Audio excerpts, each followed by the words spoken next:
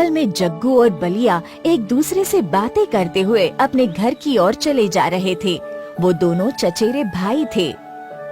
बलिया भाई, गांव में मंदी कुछ ज्यादा ही आ गई है। अब तो ऐसा लग रहा है जैसे हम दोनों को विजयगढ़ जाकर ही कोई व्यापार करना होगा।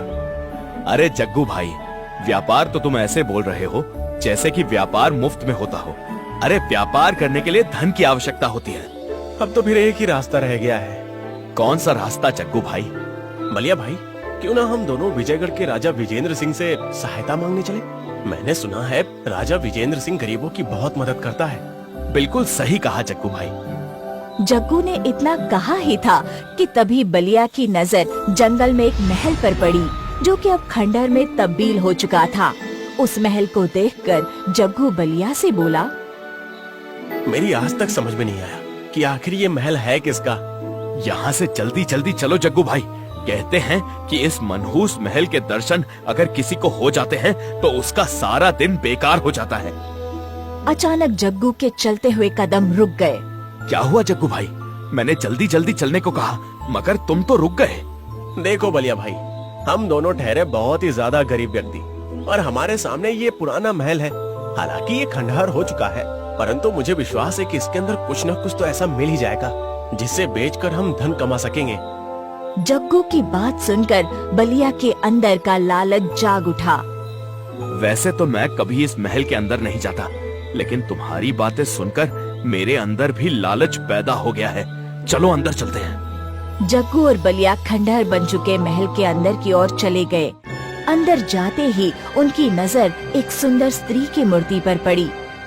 जग्गू बलिया की ओर देखकर बोला, बलिया भाई, ये तो किसी रानी की मूर्ति मालूम पड़ती है। बिल्कुल सही कहा। इसका मतलब ये महल किसी राजा का नहीं बल्कि रानी का होगा। बलिया ने इतना कहा ही था कि तभी एक बड़े आकार की चील उन दोनों के ऊपर उड़ने लगी। अचानक वो उन दोनों के सामने बैठकर उन दोनों को घूरने लगी। उस चील की लाल आंखें देखकर उन दोनों के दहशत से रोंगटे खड़े हो गए। बलिया कांपते हुए जग्गू से बोला, जग्गू भाई, इतने बड़े आकार की चील तो मैंने कभी नहीं देखी।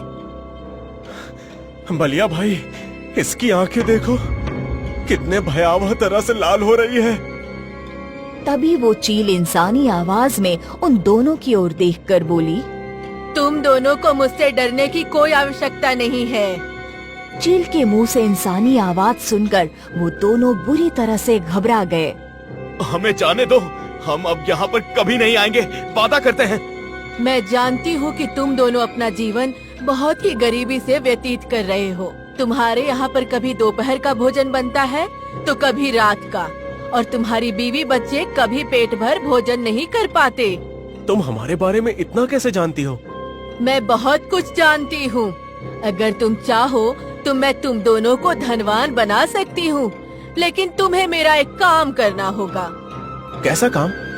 तुम दोनों को राजा विजेंद्र के सबसे आखिरी पुत्र को इस महल तक लाना होगा।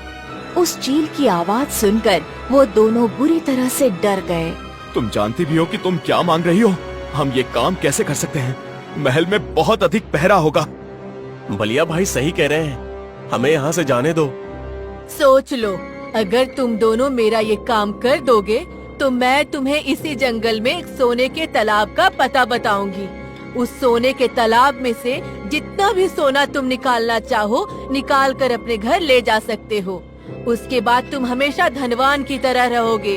तुम्हारे पास इतना सारा धन होगा, तुम्हारे पास इतना सारा धन होगा कि गरीबी क्या होती है तुम्हारे आने वाली पीढ़ियां भी भूल जाएगी। चील की बात सुनकर बलिया और जग्गू के मन में लालच जाग उठा। जग्गू गहरी सोच में डूबता हुआ उस चील की ओर देखकर बोला, ठीक है, हमें 2 दिन का समय दो। मैं तुम्हें 2 दिन का समय नहीं बल्कि 1 हफ्ते भर का समय देती हूँ। अगले हफ्ते तुम राजकुमार को यहाँ पर ले आना। अब तुम दोनों जा सकते हो। बलिया और जग्गू उस खंडर नुमा महल से बाहर निकल आए और सीधे अपने घर पर आ गए।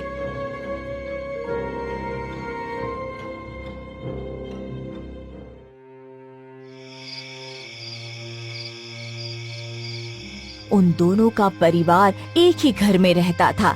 जग्गू बलिया की ओर देखकर बोला, बलिया भाई, मुझे तो नींद आ रही है, हम सुबह इस बारे में चर्चा करेंगे। इतना बोलकर बलिया अपने कमरे में सोने चला गया, मगर बलिया के दिमाग में अब भी वो घटना चल रही थी।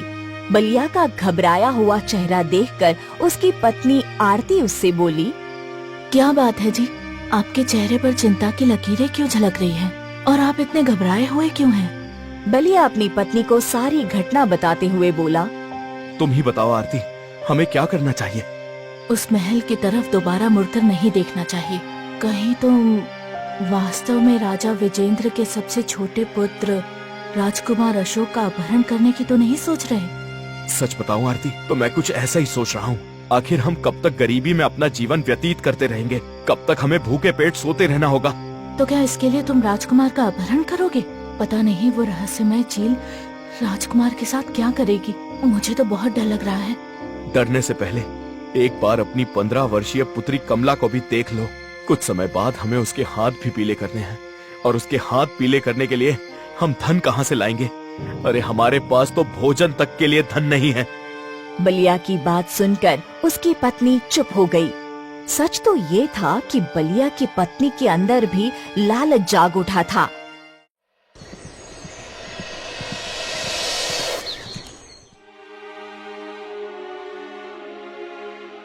अगले दिन बलिया जग्गू की पत्नी विमला से बोला, क्या कल रात जग्गू ने तुम्हें कुछ बताया था? हाँ बताया था, और मैं तो झट से हाँ कर दी। मुझे लगता है कि तुम दोनों को अभी से ही राजकुमार अशोक का अपहरण करने की योजना तैयार करनी प्रारंभ कर देनी चाहिए। कुछ देर बाद बलिया और जग्गू घर से बाहर निकल आए। बलिया जग्गू से बोला, जग्गू भाई, हमारी दोनों पत्नियां तो बड़ी आसानी से तैयार हो गई, लेकिन हम दोनों राजकुमार अशोक का अपहरण करेंगे कैसे? चिंता मत करो बलिया भाई, मेरी पत्नी बता रही थी कि राजा वीरेंद्र का सबसे छोटा पुत्र राजकुमार अशोक सिर्फ 5 वर्ष का है, और राजकुमार अशोक को एक दासी दोपहर के समय मंगल के बाहर बगीचे में खिलाने के लिए ले जाती है। हमें सिर्फ चुपके से नजर बचाकर 5 वर्षीय राजकुमार को उठा लेना है। बलिया और जग्गू बातें करते करते विजयगढ़ सीमा में प्रवेश कर गए और बड़ी चालाकी से महल के बगीचे में घुस गए। तभी उन दोनों ने देखा कि एक दासी राजकुमार को घास में बिठाकर दूसरी दासी से बातें कर रही थी। उन दोनों ने बड़ी ही चालाकी से राजकुमार अशोक को उठा लिया और राजकुमार को लेकर सीधे उस जंगल की ओर आ गए, जहां वहां पर खंडहर नुमा महल बना हुआ था। वो दोनों राजकुमार अशोक को लेकर जैसे ही उस महल के अंदर घुसे, तभी वो चील उड़ते हुए उन दोनों के सामने बैठ गई। मुझे विश्वास था कि तुम दोनों ये काम कर सकते हो। हमने तुम्हारा काम कर दिया, अब तुम हमारा काम करो। हाँ, हमें उस सोने के तालाब का पता बताओ। जग्गू ने इतना कहा ही था कि तभी उस चील ने अपने मुंह से एक हीरा निकाल दिया। वो हीरा बुरी तरह से जगमगा रहा था। चील उन दोनों की ओर देखकर बोली, इस हीरे को उठा लो। रात के समय ये हीरा अपनी जगमगाती हुई किरणों से तुम दोनों को उस जादुई सोने के तालाब की दिशा बताएगा। अब तुम जा सकते हो। बलिया और जग्गू हीरे को लेकर खुश होते हुए महल से बाहर निकल गए। अंधेरा छा चुका था। वो दोनों कुछ ही दूर चले थे, तभी उस हीरे ने चमकना शुरू कर दिया। वो दोनों हीरो की चमकती हुई किरणों की दिशा की ओर चलने लगे। कुछ घंटे बाद उन्होंने अपने आप को एक सुंदर सोने के तालाब के समीप पाया। उस सोने के तालाब में सोने के बर्तन से लेकर सोने के सिक्के तक तैर रहे थे। सोने के तालाब को देखकर बलिया चीखते हुए जग्गू से बोला, अरे वाह जग्गू भैया, हम तो धनवान हो गए। सही कह रहे हो बलिया भैया, इतना सोना तो मैंने कभी सपने में भी नहीं देखा। अब देर मत करो, जितनी जल्दी जितना सोना उठा सकते हो उठा लो। बलिया और जग्गू ढेर सारा सोना उठाकर सीधा अपने घर की ओर ले गए।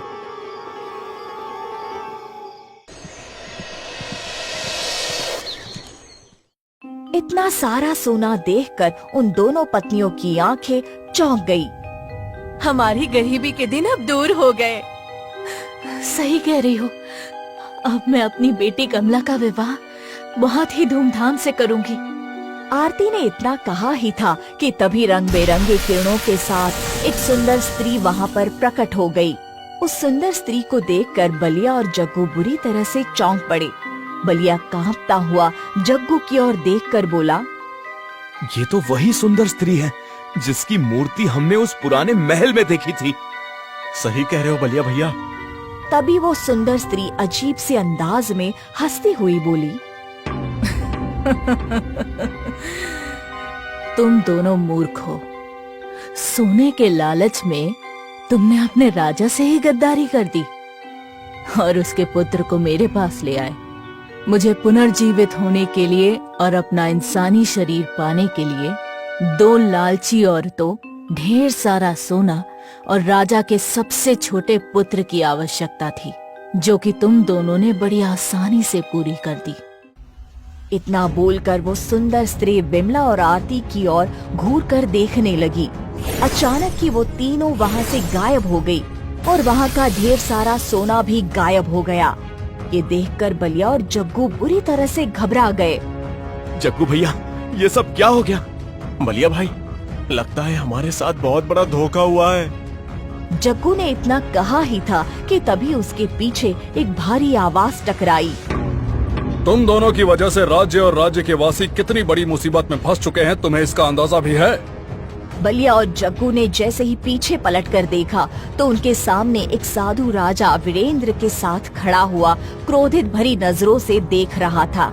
राजा वीरेंद्र गुस्से से उन दोनों की ओर देखकर बोला, मन तो करता है तुम दोनों का गला इसी समय काट दूं, लेकिन क्या करूं, मुझे साधु महाराज ने रोक रखा है। ऐसी गलती भूल कर भी मत करना राजन, नहीं तो तुम अपनी सौतेली माँ को कभी नहीं हरा पाओगे। राजा वीरेंद्र गुस्से से साधु की ओर देखकर बोला, लेकिन साधु महाराज, इन दोनों व्यक्तियों ने मेरे सबसे छोटे पुत्र अशोक का अपहरण किया है और आप कहते हैं कि मैं इन्हें ऐसे ही छोड़ दूं? मत भूलो राजन कि इन दोनों को राजकुमार अशोक को उठाते हुए किसी ने नहीं देखा था। अगर मैं तुम्हें अपनी दिव्य दृष्टि से नहीं बताता कि राजकुमार अशोक का अपहरण किसने किया है तो तुम कभी नहीं जान पाते। इसलिए मेरी बात ध्यान से सुनो। ऐसा कोई भी कदम मत उठाना जिसकी वजह से हम सबको नुकसान उठाना पड़े। राजकुमार अशोक अभी सुरक्षित हैं, लेकिन वो ज्यादा देर तक सुरक्षित नहीं रह पाएंगे। तुम्हारी सौतेली माँ रुक्मणी ने इस संसार में फिर से वापसी की है, जो कि संसार के लिए बहुत ही घातक है। तभी बलिया डरते हुए साधु की ओर देखकर बोला, साधु महाराज, आखिर ये सब क्या रहस्य है? वो सुंदर स्त्री कौन थी जो मेरी और जग्गू की पत्नी को लेकर अचानक गायब हो गई? तुम दोनों की मूर्खता की वजह से ही उसकी खोई हुई शक्तियाँ वापस मिल रही हैं। उसे अपना मकसद पूरा करने के लिए राजा का सबसे छोटा पुत्र, ढेर सारा सोना और 2 लालची स्त्रियों की आवश्यकता थी। अब तुम दोनों मुझे पूरी घटना विस्तार से बताओ। जग्गू कांपते हुए सारी घटना साधु को बताने लगा। सारी घटना सुनने के बाद साधु उन दोनों की ओर देखकर बोला, जानते हो वो चील कौन थी? नहीं साधु महाराज, आखिर वो कौन थी, बताइए। वो चील कोई और नहीं बल्कि राजा वीरेंद्र की सौतेली माँ रुक्मणी थी, जिसे मैंने वर्षों पहले अपनी शक्ति से चील में परिवर्तित कर दिया था। क्योंकि राजा वीरेंद्र की सौतेली माँ रुक्मणी अपने सारे परिवार को मारकर सारे राज्य को हथियाना चाहती थी। अपने मकसद में कामयाब होने के लिए उसने काली शक्तियों का सहारा लेना शुरू किया। उस समय राजा वीरेंद्र के पिता का महल वही था, जो अब खंडहर में परिवर्तित हो चुका है। तभी राजा वीरेंद्र साधु से बोले, लेकिन साधु महाराज, अब क्या होगा? कहते हैं कि दुश्मन चाहे कितना भी चालाक क्यों ना हो, मगर वो एक न एक गलती जरूर करता है। और तुम्हारी सौतेली माँ रुक्मणी ने भी एक गलती कर दी। कौन सी गलती साधु महाराज?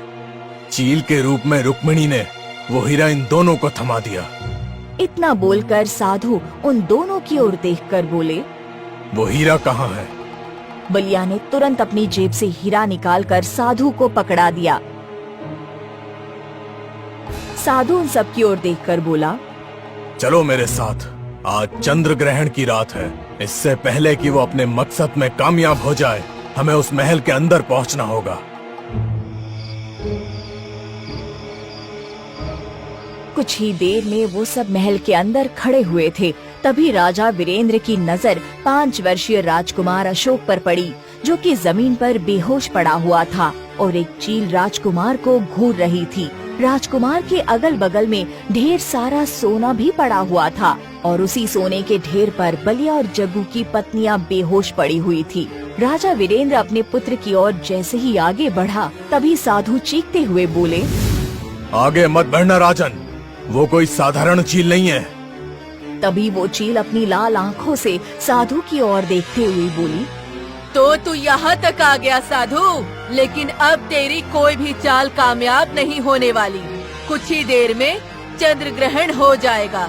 चंद्र ग्रहण होते ही मैं अपनी चोंच से इन सब की आंखें निकाल कर खा जाऊंगी।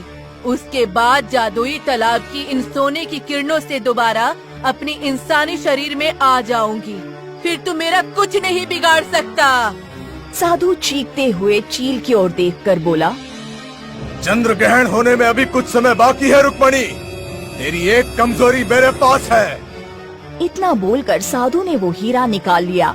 साधु के हाथ में हीरा देखकर रुक्मिणी बुरी तरह से क्रोधित होते हुए बोली, गलती हो गई, बहुत बड़ी गलती हो गई। बुरा इंसान कितना भी चालाक क्यों ना हो, लेकिन कोई ना कोई गलती जरूर करता है। मैं जानता हूँ इस हीरे में तेरी जादुई शक्तियाँ हैं और इसी हीरे में तेरी जान बसती है। वर्षों पहले जब मैंने तुझे चील के रूप में परिवर्तित किया था, तब मैंने इस हीरे को बहुत तलाशा था, लेकिन मुझे नहीं मिला। लेकिन आज मुझे इन 2 मूर्खों से पता चला कि ये हीरा तूने अपने पेट के अंदर रखा हुआ था। मैं जानता हूँ कि आज चंद्र ग्रहण के बाद ये हीरा किसी भी काम का नहीं होगा, लेकिन इस समय ये हीरा तेरी जान जरूर ले सकता है। तभी वो चील क्रोधित अवस्था में तेजी से उड़ती हुई साधु के पास पहुंची ही थी कि अचानक साधु ने पूरी शक्ति से उस हीरे को जमीन पर पटक दिया। हीरे के चकनाचूर होते ही अचानक उस चील के पर खच्चे उड़ गए और वो सोना वहाँ से गायब हो गया। आरती और विमला को होश आ गया। वो दोनों हक्का बक्का नजरों से इधर उधर देखने लगी। राजा वीरेंद्र दौड़ते हुए अपने बेटे पुत्र राजकुमार अशोक के पास पहुँच गया। बलिया और जग्गू राजा वीरेंद्र की ओर देखकर बोले, हमें क्षमा कर दीजिए राजन, ये सच है कि लालच ने हमें अंधा कर दिया था। इस महल के अंदर प्रवेश करने से पहले हम आपके ही पास मदद के लिए आने वाले थे महाराज, लेकिन हम चील की बातों में आ गए। साधु मुस्कुराते हुए राजा की ओर देखकर बोला, इन दोनों को क्षमा कर दो राजन, इनकी गलती की वजह से ही तुम्हारी सौतेली मां रुक्मणी आज नरक में पहुंच गई, वरना भविष्य में कभी ना कभी वो किसी न किसी को अपना मोहरा जरूर बनाती।